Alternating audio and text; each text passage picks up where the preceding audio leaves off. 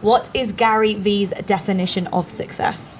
The ability to do what I want when I want at all times, and waking up and going to sleep happy. And what is it you want when you say do what I want when I want? What is that? Yeah. For me, that is building businesses, producing content, playing the game. Yeah. I don't want the trophies that come along with entrepreneurship. I just want the game of it. For somebody else, it might be painting all day. And however they can afford that, that would be theirs. So it's freedom. Now, when you become successful and sometimes your company becomes your jail, it becomes your container, but it's freedom. Let's talk about something that we just spoke about, which was sleep. Now, this is something that has been a running theme in a lot of your content and a lot of your speeches when you go around the world and talk about this.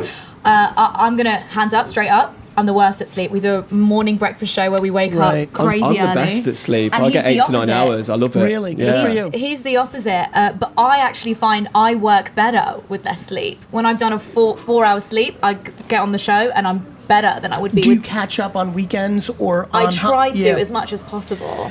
Look, here's what I would say on this. I'm such a big fan of work ethic, but I'm very concerned that people think just working 20 hours a day means you're successful. It does not.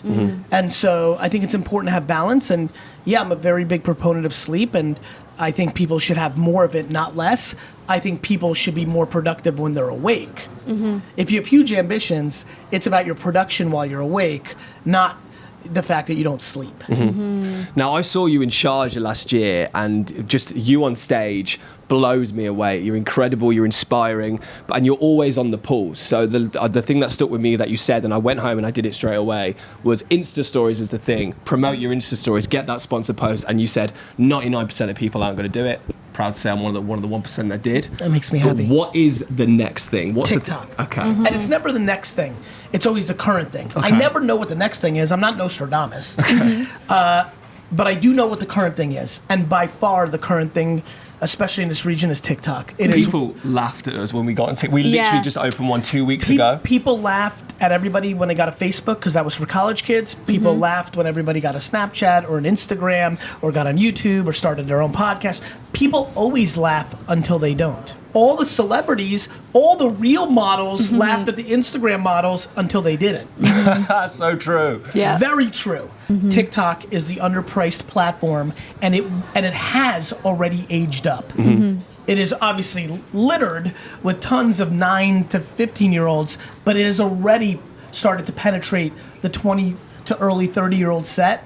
And unless a competitor can create a feature and stop its momentum the way Instagram Stories did to Snapchat, unless it will go on to become a massive, massive global platform. And oh, by the way, it already has. 1.5 billion users is 1.5 billion users. Unbelievable. And we got 123,000 views on one of ours. Yeah, and we What, thought a that's little it, slice made of it. the pie? Let's talk about that. It's the one platform that you could have no followers on any platform, put up your first video and get 1 million views, because there's so much attention and there's not enough content yet. Yeah. And that will change in 4 years.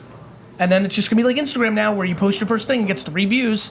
But right now, that's exactly right. One TikTok, I bet you this is what happened to you. One of your TikTok posts got 197 views, and the next one got 247. That is literally exactly what happened. Yeah. I saw one of your TikToks, and you went round, I guess, your local area where you're from. Garage sailing. Yeah, and you were going. It was a garage sailing. You was looking at the lemonade stores, and you were over. You were giving them $20 instead of the $1. What made you want to do that? So that was when I was garage sailing in America. When you garage sale, you go to people's lawns and you buy stuff from them. A lot of the kids will set up a lemonade stand. That was my first business. Wow. And so that what I'm doing when I'm buying lemonade that's 25 cents and giving the kid a $20 is I'm passing on one of the great moments of my life. I had a lemonade stand in 1985, and a bike rider drove by, and he gave me his water bottle, you know, like the water bottle. He goes, how much if I fill this up? And I look at it, and I think we were 10 cents. This is 1985. I think we were 10 cents a cup, and I said, $1. And he said, okay. And I fill it. I'm so pumped. I mean, he didn't finish saying okay, and I had it filled. And then he gave me a 10, and he said, keep the change. Wow. I'm sitting here 34 years later telling you that story. Think about the impact that made.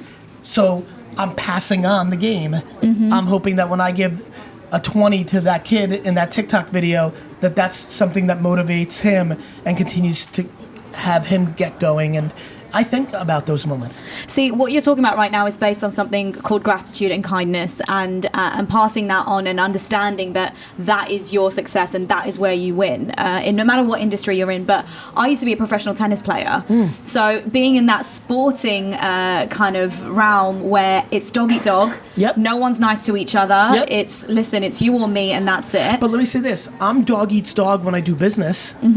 I bet you there was gals and girls that you played and you tried to destroy each other's faces, but when the match was over, you guys shook hands, and then later you might have even became friends with some of them and went out for drinks. To your point, people are very confused.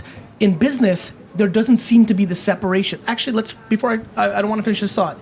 I assume you played very hard and tried to destroy the face of the other girl, but some of those girls became your friends or you liked them. Yeah, okay? I did, yeah. So guess what? That's how I think about business. I want to let there be, for all the kindness and caring and empathy and gratitude that I'm putting out in the world in words and actions, let there be no confusion. I'm trying to destroy every other business person on earth. So there's no kindness in business? No, there's kindness in business, but it's a very interesting nuance. You can be kind and still compete. Like, of course there's kindness. Like, I'm putting out my best information for free, which means, do you know how many social media agencies' entire strategy is watch me, regurgitate it, and sell it to clients? Those are my competitors. I bet they're studying that pack you just released as well, 100%, like anything. 100%. But it still doesn't mean that when I go for a pitch against that agency that I don't want to beat them. So, you notice? Yeah. Got it. So it's like dog eat dog, and then a little bit later in the day, dog feed dog. Well, there's a couple things. In a tennis tournament, somebody ends up winning in the micro, just like in a business pitch. But in the macro, the world is abundant.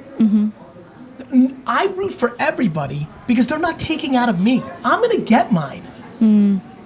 I'm going to get mine. Regardless. And so when I see other people winning more than me, I would give respect that they're executing.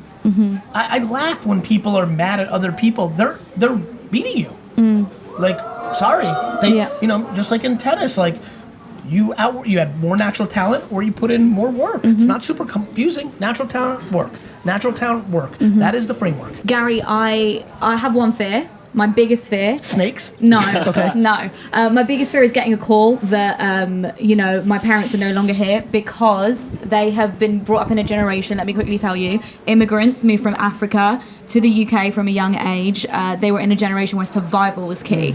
They didn't have the privilege of us, where we talk about 18 to 30 years old, experiment, if you fail, get back up, it's fine. They didn't have that privilege. Yes. So now they're edging towards 60, nowhere near retirement, they're still healthy, they're cool. But how do you, as a child, you're also a parent, how do you then flip the script? Because right now I'm worried for them. I'm like, when are you going to slow down? I'm still going and I'm good to go. But how do you look after yourself? Well, first of all, you're a youngster because I can promise you right now, 58 and 57 and 59 is ridiculously young. Yeah.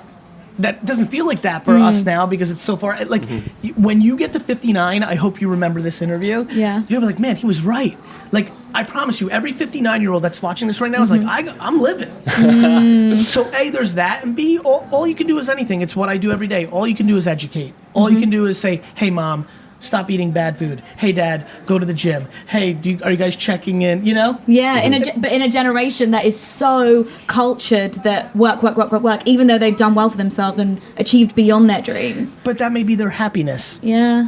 Your ideology for them maybe is going on beaches and relaxing, but that's not what they want. In the same way that parents often tell kids what they should be, engineers and doctors, but they don't want to be.